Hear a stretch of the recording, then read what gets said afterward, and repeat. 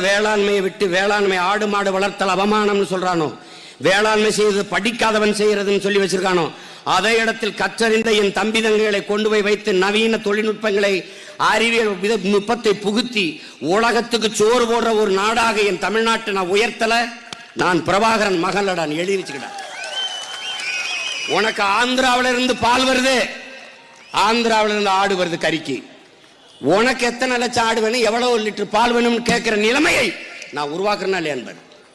ஒரு சொட்டு கலப்படம் இல்லாத தூய பால், நாட்டு மாட்டு பால் கொடுப்பேன், நாட்டுக்கோழி கொடுப்பேன், நாட்டுக்கோழி முட்டை என் பள்ளியில் கொடுப்பேன், நானே தேனீக்கள் வளர்ப்பேன், பூந்தோட்டங்களை போடுவேன், நானே பெட்டி பெட்டியாக வச்சு தேனீக்களை வளர்ப்பேன், நானே பட்டுப்பூச்சி வளர்ப்பேன், நாட்டுக்கோழியை பண்ணவனே நானே வளர்ப்பேன், மாடு வளர்ப்பேன், ஆடு வளர்ப்பேன். எனக்கு அவமானம் இல்லை. நீ வந்தாவா வரலைன்னா போ, நானே உட்காந்து மேய்ச்சிக்கிட்டு இருப்பேன்.